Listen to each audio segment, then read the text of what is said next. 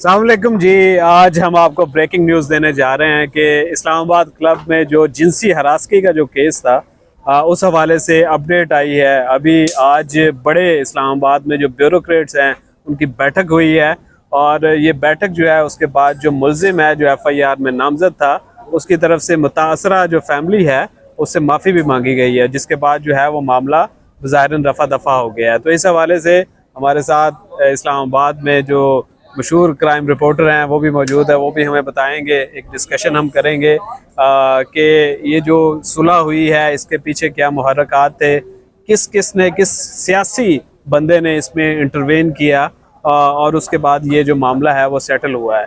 तो वही डोगर साहब थोड़ा इंट्रो देंगे, तो उसके बाद मैं आपको बताऊंगा।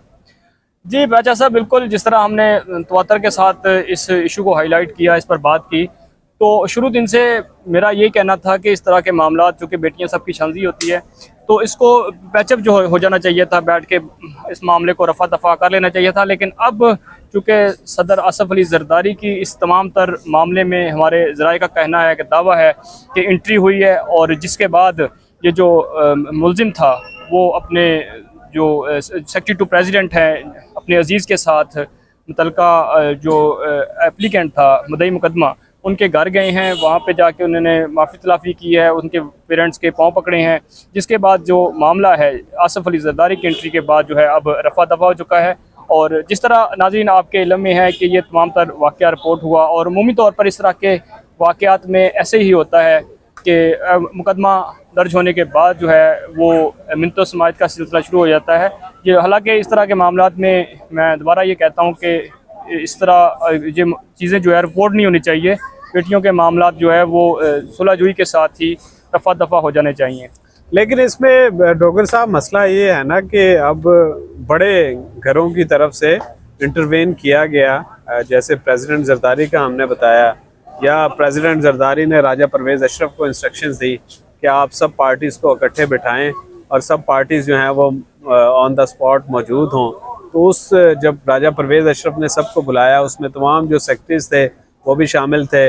इसी तरह जो DG FIA हैं वो भी वहाँ पे मौजूद थे, जो डायरेक्टर FI है जिनकी फैमिली है वो भी वहाँ पे मौजूद थे। और उसके बाद ये सब चीज़ें हुई और जो मुतासरा जो एक्यूज़्ड है और एक्यूज़ की तरफ से पाँव पकड़े गए हैं, माफ़ी मांगी गई है कि मुझसे गलती होगी, मुझे ऐसा नहीं करना चाहिए था। तो ये एक मैटर है। लेकिन इस तरह के बहुत सारे मैटर्स हुए हैं माजी में भी, और सारे जो हैं चलें पावरफुल लोग हैं वो इन्फ्लुएंस करते हैं एक दूसरे पे, अल्टीमेट जो है वो इस तरह के मैटर्स में सुलह सफाई की तरफ जाते हैं। लेकिन कुछ ऐसे भी मैटर्स हुए थे माजी में जिसमें जो मुतासरा फरीक था वो उस तरह पावरफुल नहीं थे। एक गरीब आदमी की बेटी थी, लेकिन उसमें जो है वो बाद में हमें पता लगा कि उसका मर्डर भी हो गया था, या वो पुरस्कार हालत में उसका कत्ल हुआ उसका खुरा भी प्रेसिडेंट हाउस की तरफ। हाँ, तो ये सारी चीज़ें हैं। तो इस पे आपका क्या कहना है? सर, मेरा ख्याल है इस तरह के वाक़यात के हवाले से प्रॉपर इस्लामाबाद पुलिस ने अब काम भी कर रही है, हरासमेंट के हवाले से प्रॉपर एक सेल होना चाहिए। इस तरह के आइंदा वाक़यात रोनमा ना हों तो इसके लिए प्रॉपर हुकूमत को संजीदगी का मुज़ाहरा करना होगा। कोई इस पर जो है ना इस तरह के वाक़यात की रोकथाम के लिए जो है ना वो एक प्रॉपर जो है पॉलिसी के साथ हुकूमत को आगे बढ़ना चाहिए, क्योंकि ख़वातीन के मामले पर हरासमेंट किसी की भी हो सर, तो इस तरह के वाक़यात किसी भी सोसाइटी में किसी भी रियासत में जो है वो मुल्क की बदनामी का बायस बनते हैं। तो नाज़रीन, अब हम प्रोग्राम के दूसरे हिस्से की जानिब बढ़ते हैं। राजा साहब, ये एहसन इकबाल साहब जो है प्लानिंग के मिनिस्टर हैं, वो आजकल बड़े गुस्से में हैं। मैंने देखा सोशल मीडिया पर, ट्विटर पे, वो तो आपको एक किस्म की दबे अल्फाज में धमकियाँ लगा रहे हैं कि जनाब आप झूठ फैला रहे हैं और लोगों को गुमराह कर रहे हैं। ये मामला क्या है? ये कौन सा अफसर है जिसकी तीसरी दफ़ा बतौर चीफ इकोनॉमिस्ट जो है वो तैनाती होने जा रही है? कुछ हमारे नाजरीन के साथ भी शेयर करें सर। जी, वजारत जो तरक्की और मनसूबा बंदी है, एहसन इकबाल साहब अब तकरीबन चौथी से पाँचवीं दफ़ा मिनिस्टर बने हैं। लेकिन 2013 में जब वो मिनिस्टर बने थे तो उनको प्लानिंग कमीशन का बनाया गया था मिनिस्टर। फिर 2022 में जब PDM की हुकूमत बनी थी उनको दोबारा मिनिस्ट्री दी गई थी। अब दोबारा जब शहबाज शरीफ की हुकूमत आई है तो उनको हुकूमत दी गई। तो डॉक्टर नदीम साहब हैं, ये पहले 2 दफ़ा 2013 में भी रूल्स में अमेंडमेंट करके उनके मुताबिक उनको रूल्स में रिलैक्सेशन दे के उनको चीफ इकोनॉमिस्ट लगाया गया था। इसी तरह पीडीएम का दौर जब आया तो फिर दोबारा लगाया गया। लेकिन अब इस दफ़ा सिचुएशन थोड़ी सी डिफरेंट इस तरह होगी कि प्लानिंग कमीशन में इकोनॉमिस्ट ग्रुप के अफसरान हैं। जिस तरह हर एक कैडर होता है जो पीएसपी, डीएमजी, ओएमजी, बाकी, इसी तरह प्लानिंग कमीशन में इकोनॉमिस्ट ग्रुप के जो अफसरान हैं वो समझते हैं कि जो चीफ इकोनॉमिस्ट की जो ग्रेड 22 की जो सीट है वो हमारी सीट है ना, उस पर कोई बाहर से बंदा नहीं आना चाहिए। जो हमारे सीनियर्स लोग हैं उनमें से किसी को वहाँ पे लगाना चाहिए।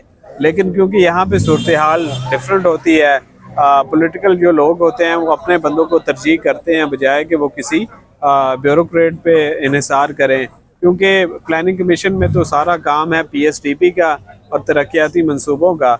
और क्योंकि दूसरा ये भी है कि जो इकोनॉमिस्ट हैं उन्होंने एक पिक्चर भी इकोनॉमी की पेश करनी होती है।